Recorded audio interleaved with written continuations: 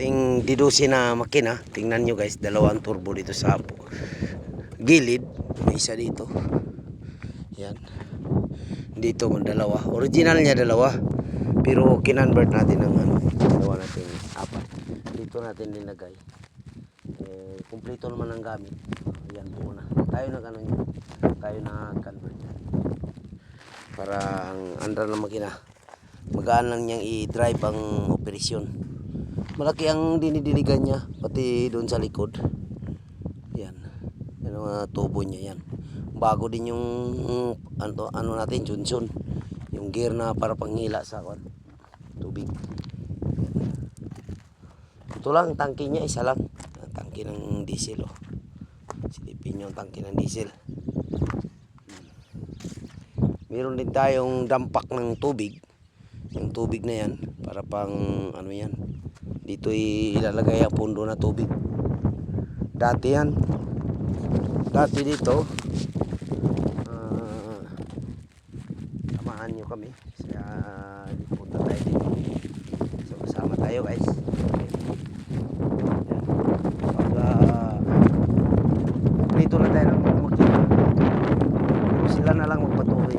Lininisa na to. Nilagyan ng isda dito. Tilapia. Yun ang pundo ng tubig niya.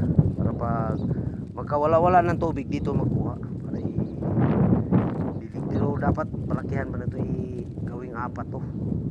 Ganito para dikit-dikit pa. Para pag kailangan ng tubig, lahat nandyan, padiligan niya. Kaya niyang padiligan. Pero pag ito lang, hindi niya kayang padiligan doon. Lahat. Kulang yan. Tingnan nyo guys, parang basakan, no? Dami nga mga ibon dyan na tiklik, tinatawag na tiklik.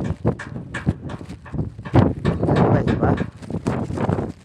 Makina natin na inikutan natin ngayon para balitan ng pumper. Tapos na po. Itong tangke na to, puti kulay. Ito nilalagay ang ating chemicals. Chemicals na para pang abono. Ipalo dito sa makina, punta doon, itapon doon, isama sa irrigation pang padilig. Okay, tingnan natin habayan ang ating video hanggang 3 minutes lang para medyo madali lang panoorin sa ating mga viewers. Okay, dyan lang.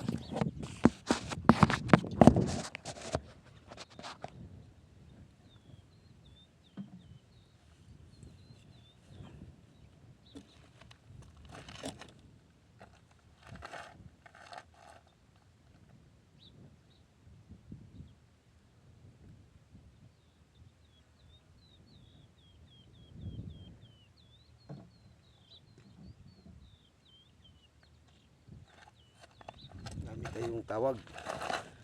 Sige, babay na tayo guys, no? Okay.